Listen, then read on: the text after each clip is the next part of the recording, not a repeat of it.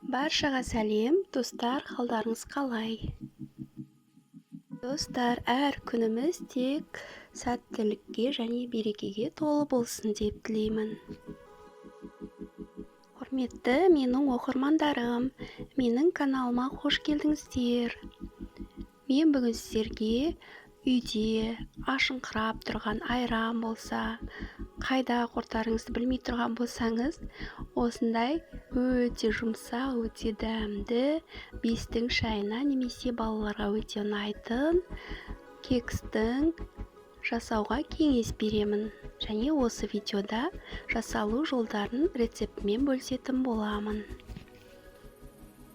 Ал кеттік достар, менімен бірге кекс жасайық. Ол үшін, егер сіз менің каналыма тіркелмеген болсаңыз, қоңыраушаны басып тіркеліп алыңыз. Ал бісміллә деп, ең алдымен бізге кекске керек нәрселерді дайындап аламыз. 4 жұмыртқа, өсімдік майы, сары май, шым-шым тұз, айран, ұн, разрыхлитель, ванилин және қант керек болады. Ең алдымен құрғақ ыдысымызға өсімдік майын, сары майды, тұзды және қантты салып, жаймен араластырамыз.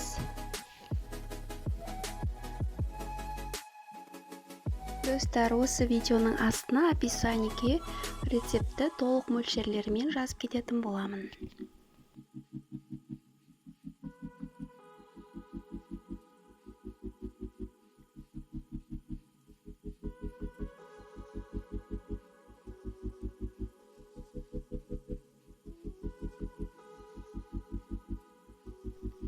Осылай араластырып болғаннан соң, айранды құйып, тағы да жақсылап араластырамыз.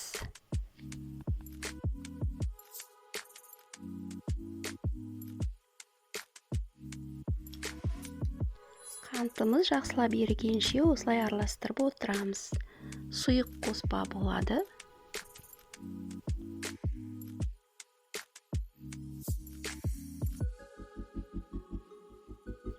Енді жұмыртқамызды біреуден жарып отырып, араластырып отырып, 4 жұмыртқамызды қосамыз.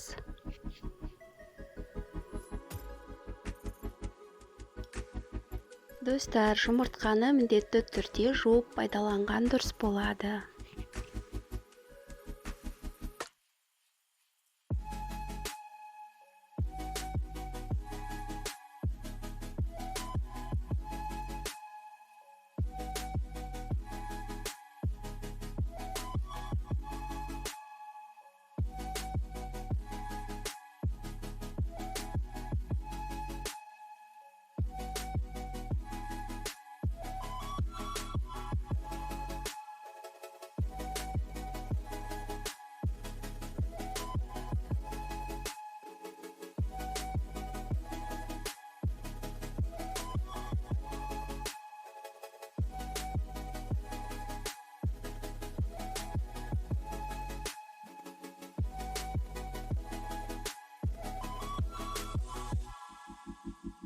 Осындай сұйық болады.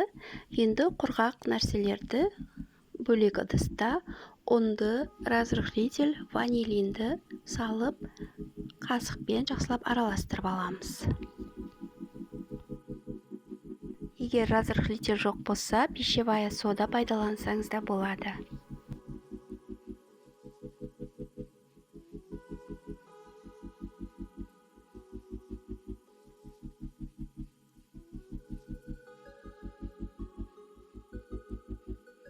Осылай құрғақ қоспаларды жақсылап араластырып болғаннан кейін, сұйық қоспамызға құрғақ қоспамызды салып, тағы да араластырамыз.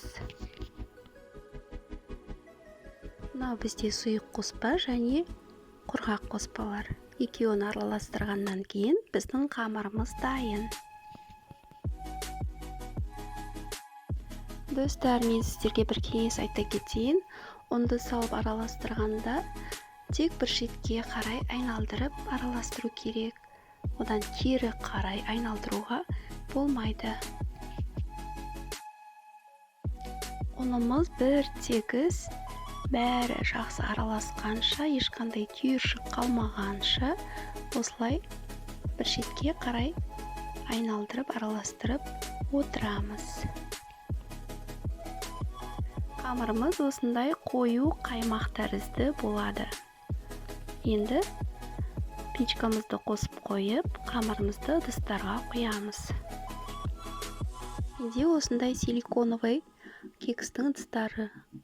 Егерде сізде ондай ыдыс болмаса, кәдімгі пирог пісіретін үлкен ыдысқа салып пісірсеңіз де болады. Ыдысымызға салып, қызып тұрған печкада 170 градуста 20-25 минутта пісіріп аламыз. Мына достар, біздің кекстеріміз пісті. Өте жұмсақ, өте үлпілдек, дәмі өте керемет болып шығады. Міндетті түрде осы рецепт бойынша жасап көріңіздер. Достар, менің видеом ұнап жатса, лайк басып, комментарий жазып кетіңіздер. Менің келесі видеоларымды жіберіп алмас үшін каналға тіркеліп қоюды ұмытпаңыздар. Рахмет, сау болыңыздар.